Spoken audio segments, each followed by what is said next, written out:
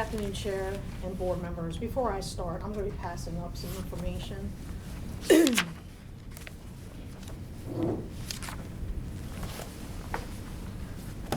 So just to let you know, Remy is home.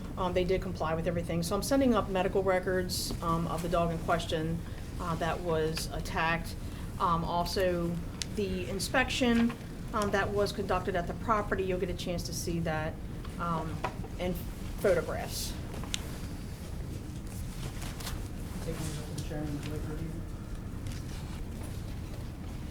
So on September 3rd, 2019, Animal Care and Control received a call from Mrs. Kim Evelyn of 1609 Airy Hill Court in Crofton.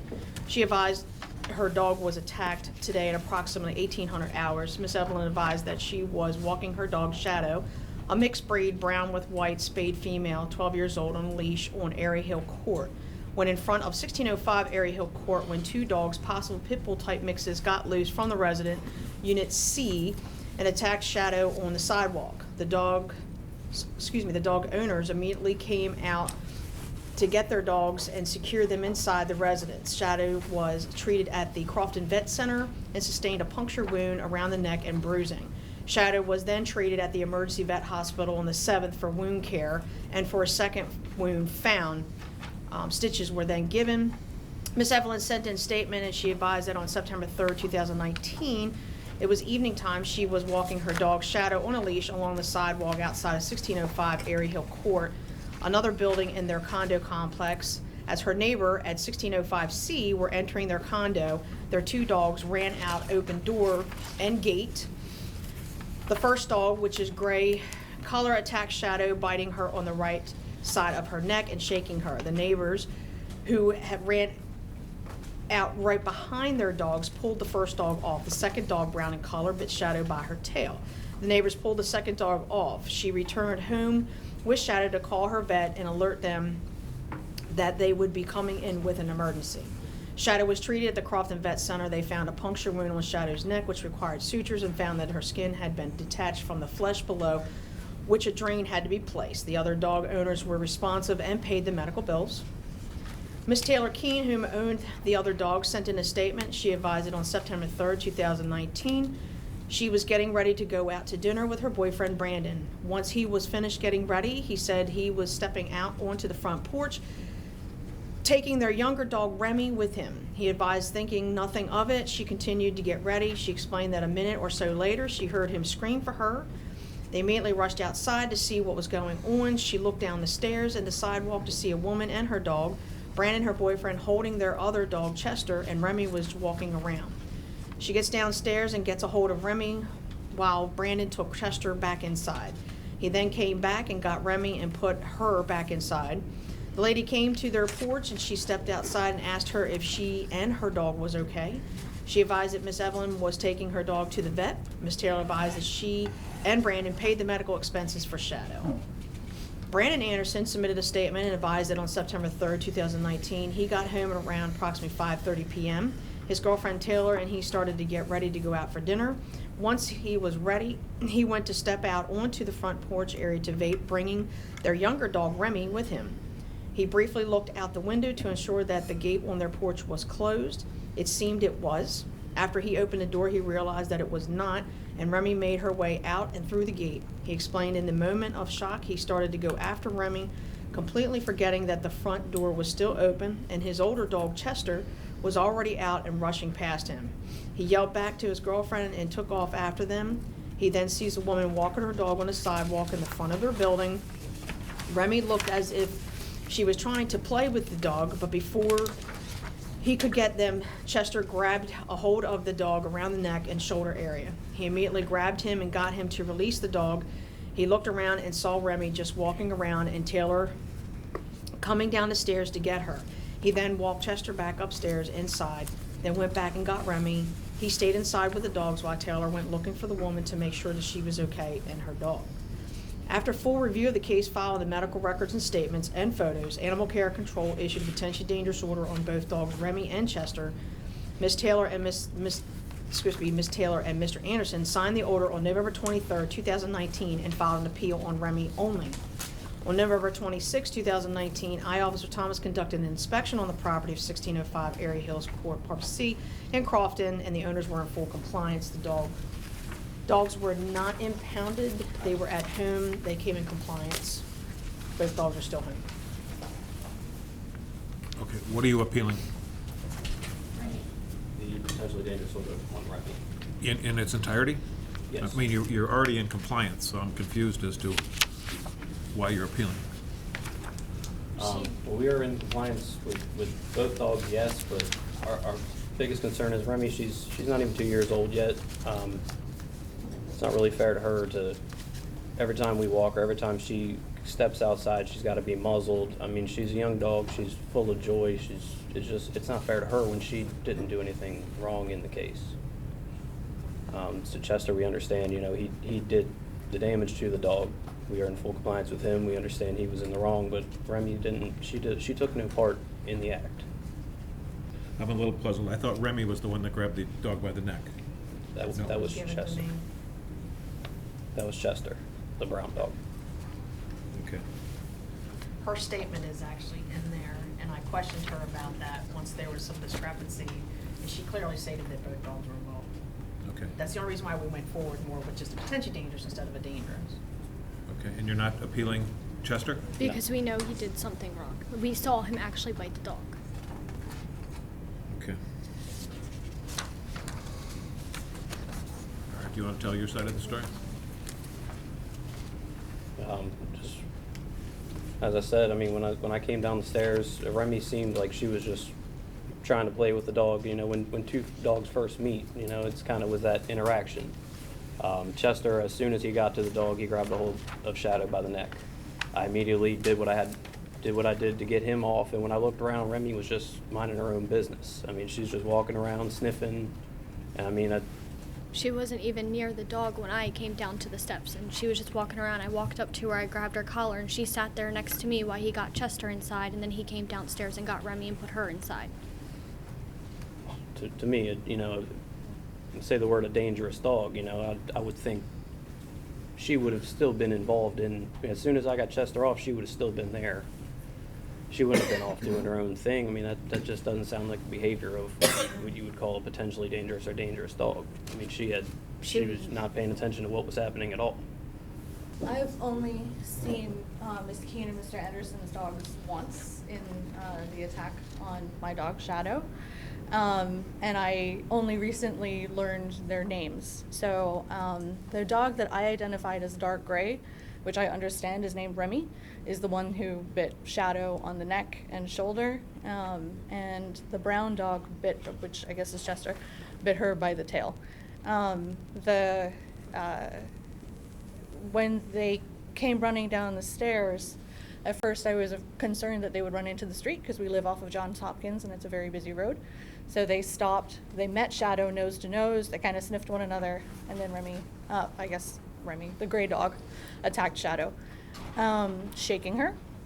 And Shadow is heavy enough that she was not lifted off the ground or anything. Mr. Anderson came charging down the stairs right behind her. It was clear that they did not intend for their dogs to be out off leash. And they've been responsible and compensated us and been accountable. So he grabbed Remy or the gray dog, I guess, and pulled it off. At one point was on the ground hugging the dog, and then the brown dog bit her by the tail. And the last time I saw that dog, Miss Keene was holding that dog, and Shadow and I went back to our apartment so that I could get my phone and call our vet.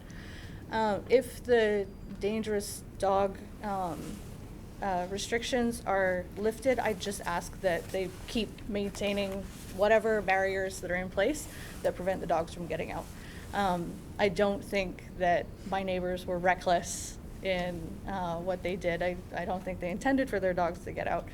And I think that they've been responsible since it happened. But I just wanted to make sure that it was clear that it was the gray dog that bit Shadow on the neck. Okay, thank you. Anything to add? Just, I know my dogs. I know which one's the brown dog, which one's the black and white dog. I know which dog I pulled off. Remy is substantially smaller than Chester. I mean, that's all I have to say, is I know, as the one who took Chester off of Shadow, I know which dog I took off. That's all I have to say. I agree with him. So have you had any incidents with either dog in the past that you would lead you to believe further that it was Chester versus Remy in this? I mean, other than the fact that you were there and you took the dog off, what are their behaviors, what are their characteristics before this incident? I think they're both just loving. We've never had an incident with either dog. With either one of them? No. How long have you had Remy? We've had Remy since she was 8 weeks. She's She's coming up on 2? 2 years now. She's a few months shy of 2 years old. And what about Chester? Chester he will be 4 years old next month, and we've had him since he was about 5 weeks old. Did they socialize with other dogs anywhere? Yes, we have them both at her aunt's house with her dog, and then at her parents' house with their multiple dogs. But not like dog parks, or like we don't really take them on like long walks out anywhere. Usually it's just around the neighborhood. But they do come in contact with my aunt's dogs. Sure. Are they both intact? They're both spayed and neutered. Okay. Anything else to add before we? The one thing I did want to say is normally when people come here, you know, you have several conditions, as you know, that you had to meet in order to comply with the ordinance and get the dog back. Most people come in and say, you know, we would like to relax, number 1, 5, 7, and 9 or something, rather than just waive the whole entire citation. So, and due to the fact that, you know, your dogs are different colors, and she saw, you know, which dog was doing the biting, struggling here, so. Okay, I guess without more testimony, we're closed for deliberations? No, I just have a couple more questions. Could I get, what are the weights on each of your dogs, Remy and Chester? Remy, she's the black and white female spayed. I think she's about 54 pounds. Mhm. And then Chester's the white and brown 4-year-old male. He is probably 89 pounds. Okay. And Shadow is a small dog. The Shadow's 28 pounds. Okay. And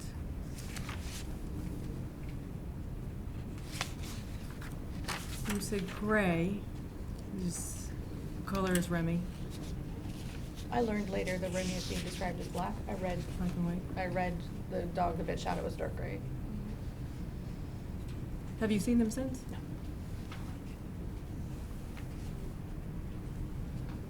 So they're both, one is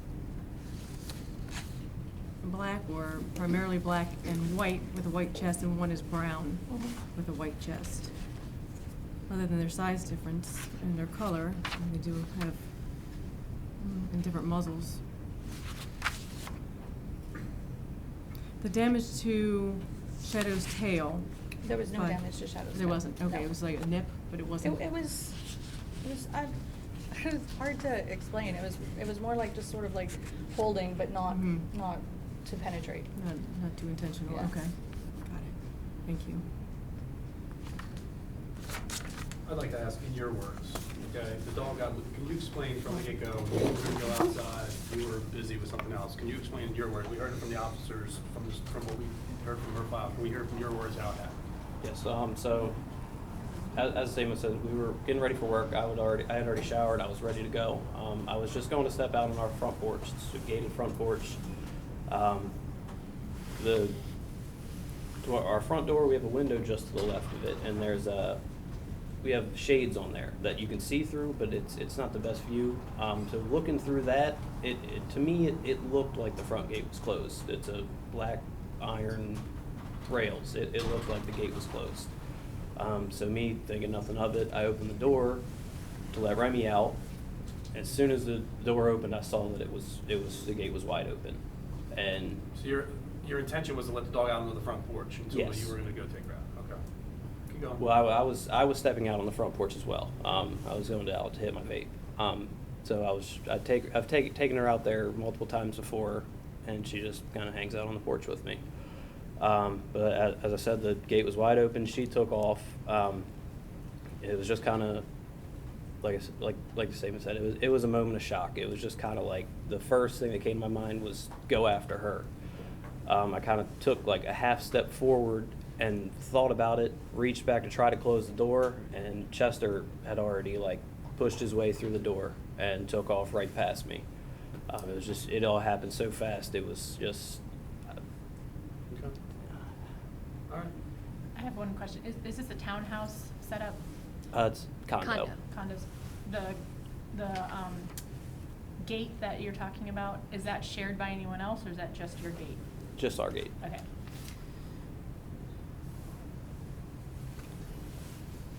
Any other questions before we deliberate?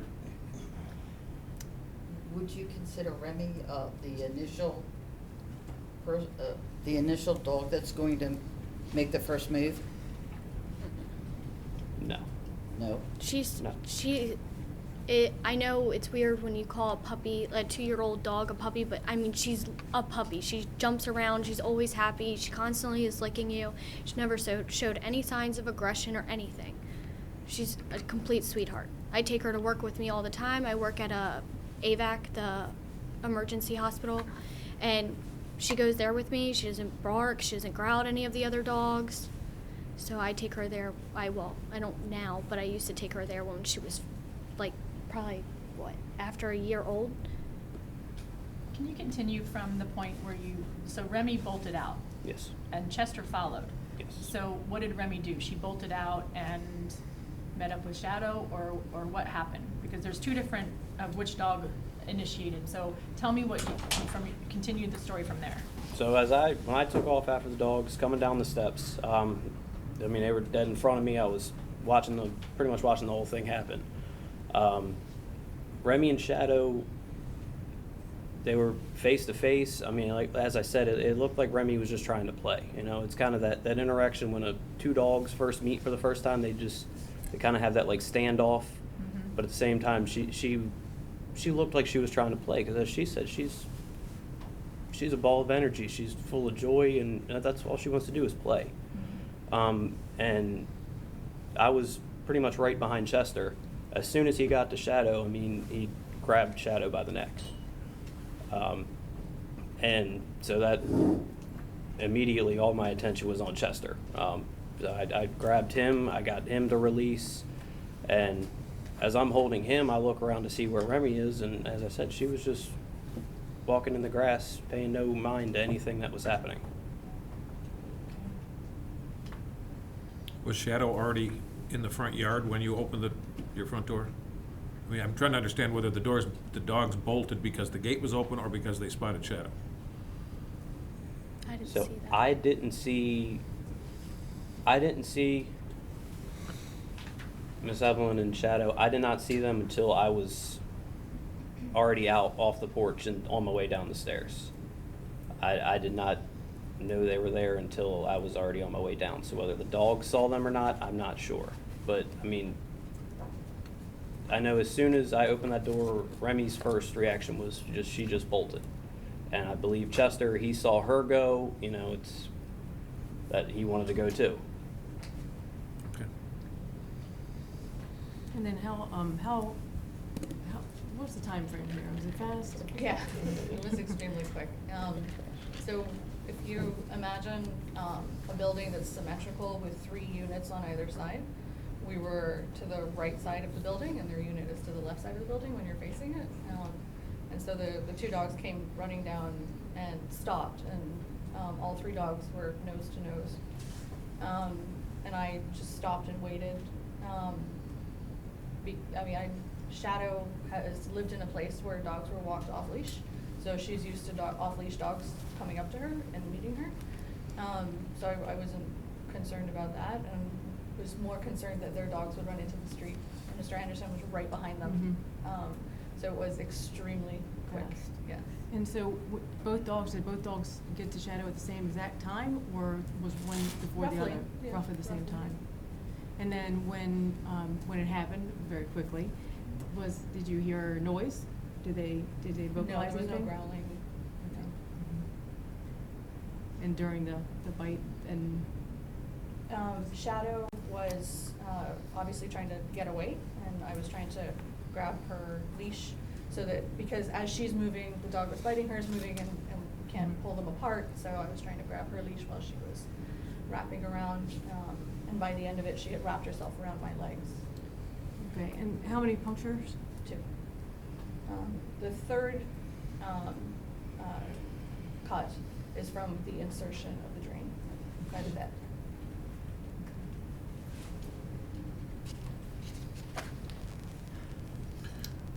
When you let the dogs out now, you have the fenced-in yard now, right? No, 'cause we were in a condo. Okay. They have the clause. Yeah, there's a big bold statement. There's a clause in Oh. their order because Bottom of that page. they're in a condo. And it's not a townhome, it's like an apartment type setup, but they're condos. Okay, so when you take your dog out for a walk, you have to take it out front? We have a back door too. Yes. And they Okay. both have barriers. So we go through one gate, and before we open up the door, we make sure both gates are closed. And they're both on leashes. Heavy with duty heavy-duty harnesses and muzzles. muzzles. Both dogs. Okay. That's on the inside, so technically they have a third gate on They- the outside. Tec- If, as long well, as it's technically, if you closed. if you count the porch, so Yeah. they like, which is I like don't think that'd be easy to rails. keep a lock on them. Yeah, so they have that, and then you can see from my pictures, there's like wire mesh and stuff, and then when you go in, there's another barrier, and then they have the other barriers that are in the house. So the dogs technically don't have access to get to exit, entry doors.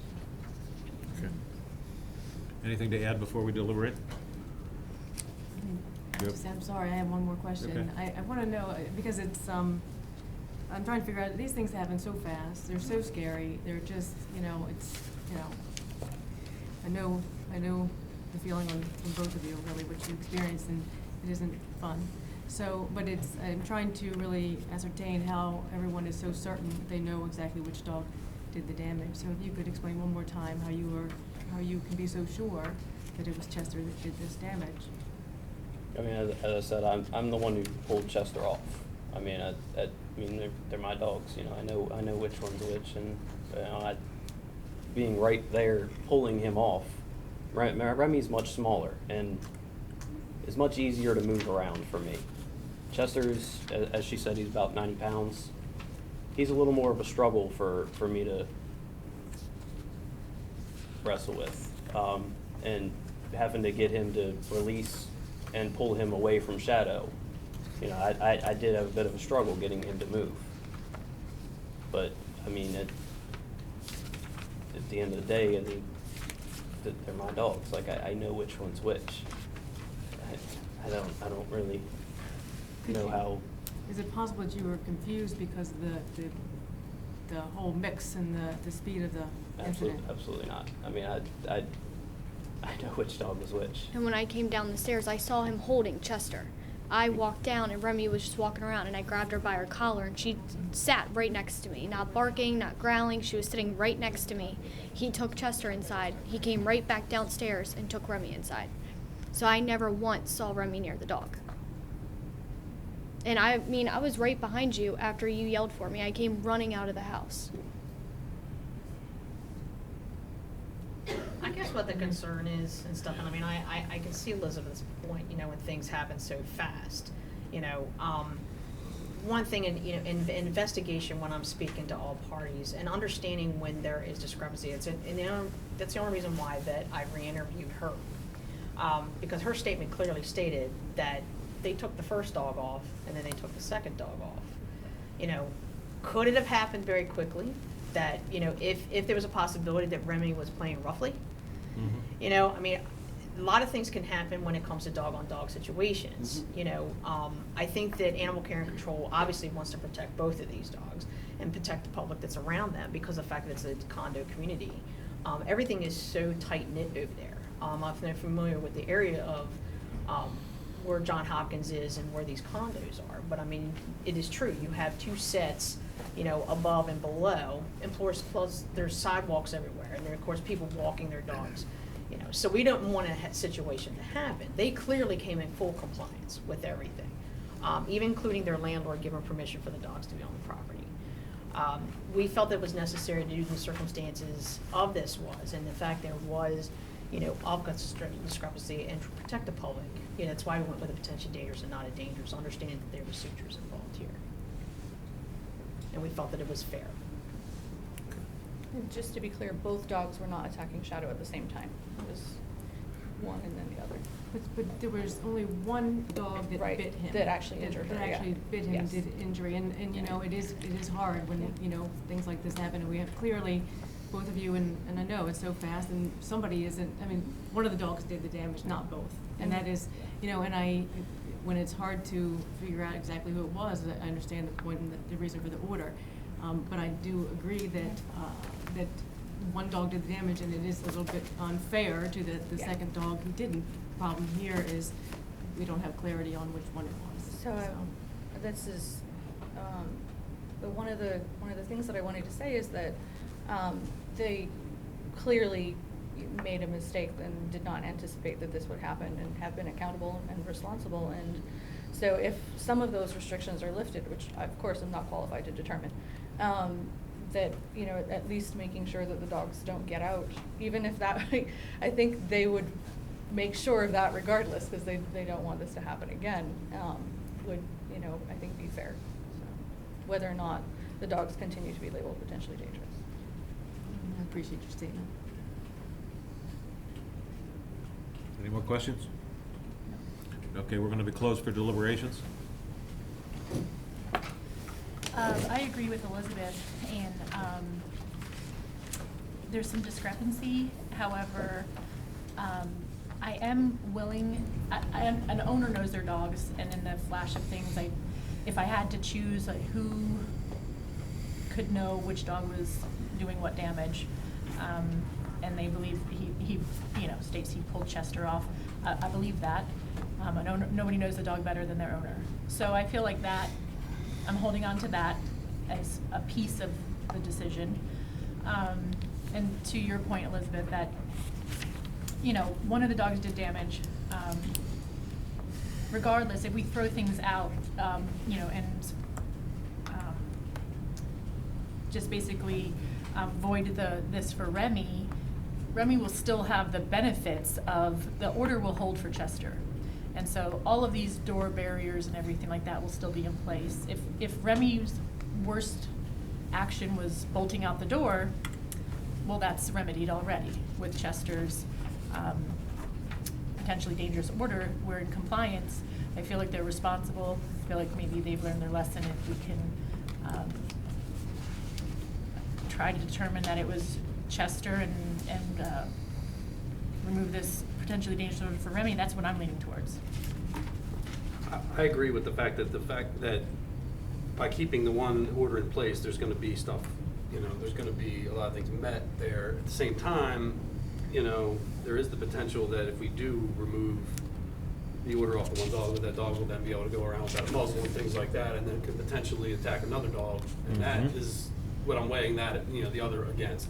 I do think in this situation, though, it seems like the most egregious part of this, was the drive to get out of that gate. And I think that the order on the other dog does kind of, help with that. I'm looking, is there a way that we can have them, basically uphold, keep the potentially dangerous order, but just basically strike all but the muzzle or something like that on the one dog. So that way when we know that dog's out, at least it has a muzzle on, doesn't necessarily have to be on a 6-foot leash. But the other things are in order for the other dog. You know what I mean? Is that a possibility? Is Well, anybody? my concern is, I think, the one thing he did express was they want to get rid of the muzzle requirement, and it's like. Right.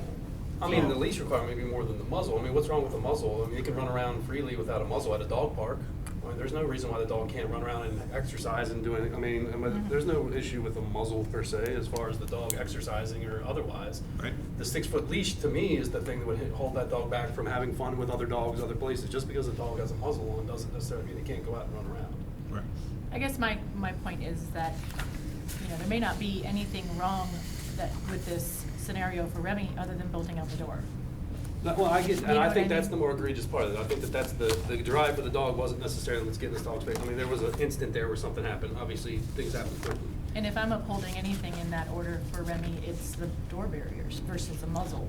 Well, It didn't happen on a walk, you know what I mean? I agree, but It wasn't on leash. what my point with that was that those door barriers are Right. gonna be in place for the other one. If there's one thing we Right. can hold to that dog, it would be the I got muzzle. you. That's kind of what I'm saying. Yeah. But with retractable leads, you lose control of that dog, okay? So, But I was thinking more along the lines of like a dog park or places that dog's not gonna be able to go under this order because of, I mean, maybe I guess they could go there, but they'd have to be on a leash the whole time, which kind of, I mean, but they're on the mission, they don't go to dog parks. I mean, in one case, they just sat here and told us, you know, the dog, you know, we just walked the dog around here. So to me, once again, I mean, what's the big deal with putting a muzzle on to do that? I mean, they said that they, other than maybe the visiting parents' dogs, that may be the only. Or bringing the upside dog that. to her work at the Oh, ER. that's true too, yeah. She won't be able to bring the dog to work. Yeah. I guess that's true. Any other thoughts? Well, I think the main purpose of these orders is for public safety and to keep it from reoccurring. And in my opinion, all I've heard was we just wanted to lift it off of the dog because the dog was young. There was no, you know, we're not questioned on whether there was a hardship on any of these items to comply with, other than the fact that the dog is young and we don't want a dangerous order hanging over this dog for the rest of its life. I don't think that that is a good idea, especially where, you know, everybody lives in close proximity in these townhouses, and there are going to be other people coming in with pets and things like that. And I'm sorry, we're in compliance now, and I just don't see any reason to disturb it, unless there's something that is a hardship that the order went overboard too far to protect, you know, the public or another person walking their dog from getting bit or attacked. Could have been a lot worse with the shadow. Another quick thought I'm having now is that if we do uphold on the older dog is likely to die first, and then that order would no longer be in place for the younger dog for a longer Correct. period of time. That too, That's yeah. another thought that I just had, I mean, to our first point. If we're trying to look at one to uphold, you know, it'll only be in Right. place for as long as that older dog's gonna live, which, Well, they're both pretty young, and they're only 2 years apart, so, I mean, that's Right. not, I mean, it's later in life. yeah, so, and I think that their appeal is that they're appealing a potentially dangerous order on Remy because they are saying that Remy is not potentially dangerous, so I think that's their appeal, and that's my And I understanding of appreciate their their appeal. responsibility for being in compliance Well- and having the courage to admit that Chester did wrong. And Chester was had the problem and Remy didn't. So I can see where they're having that desire to just remove it for Remy. But they're going to be in compliant for Chester, so I do see not just because the dog is young, but because Remy wasn't involved. I mean, that's their statement. There's some discrepancy in that, but it happens so fast, it's hard to know, and I do trust an owner from knowing their dogs, of who they So I pulled think- off. Right. So, I mean, the situation, first of all, I think Ms. Evelyn deserves a lot of credit here for being very reasonable and so understanding and just, Yes. you know, great, really, as a neighbor. So, I mean, that's wonderful. And I think that these two are responsible. They're taking accountability for the damage they did from the very get-go. I mean, from the instant that the Remy ran out of the gate. So, you know, I think And I think Ms. tells us Evelyn something. testified to that she appreciates the Mhm. responsibility, and all she wants to see happen is that the barriers stay in place so it can't happen again. That's right. I think with Chester's order, that accomplishes that mission. And, you know, we are talking, I mean, you know, in terms of dogs and dog behavior, and I know it's not fair for anybody or anything. You know, we're talking about a large size difference. We're talking about one bite, bad bite, did some damage because Shadow's a smaller dog. And that's, you know, it's very unfortunate. Those are part of the circumstances that we're looking at here as well. So, I would like to move to uphold the potentially dangerous order for Chester and to strike the potentially dangerous order for Remy. I'd second that. All in favor?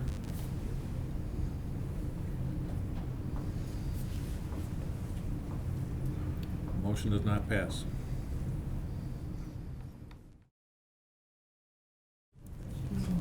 We have to have in the end, we have to have a majority decision. We can't end on a 3 to 4 vote. So then it would have to be one of us making a recommendation in the opposite, and then we'd have to vote, and then we'd have to end on a majority positive decision.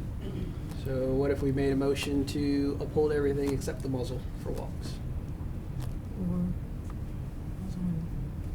What are the other conditions? You mean the opposite?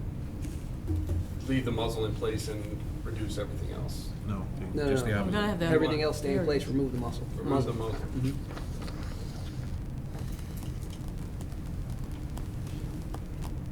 Yeah, I'm I mean, supposed- everything else, I mean, the barriers have to stay. Right. Barriers have to stay. What else? Stephanie? I mean, there's a locked door and The leash requirement. 3's met. 1's met. We can talk about 2. 3's met. Yeah, I mean.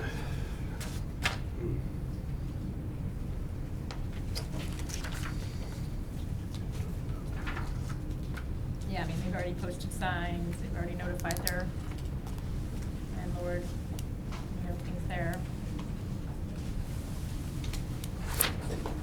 So it's down between the muzzle and the barriers is what, barriers we want, the muzzle we're willing to be lenient with, is that what we're saying? Correct. And I'd be more inclined to look at that, but I still feel like the muzzle, well, I agree. I think the barriers is the main key point to this. where's the muzzle?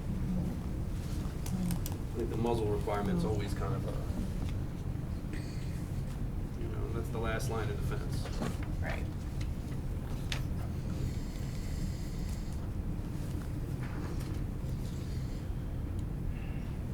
Because the barriers are there, so the escape can't happen again if the door's open, the dog can't charge out. And if they are walking the dog's gonna be on a leash, so. I could pretty go much with that. control the dog. I could go with that, I think. And I think the more I think about it, that makes more sense. I mean, this dog is the lighter of the 2 dogs. It's not as powerful of a dog. They'd be more apt to be able to control the dog without the muzzle. And their one request was to not have to have the muzzle, so that was. That's 4. 4. 4. What Basically about keep 2? everything else in place with the muzzle. Okay, you gonna make a motion? I mean, his motion stand, Do it- his motion would stand, I would guess. Is that correct? Correct. Do we need a Strike the second? muzzle. Are you talking about 2 as well? Is that what you're thinking? Well, I mean, does it make sense?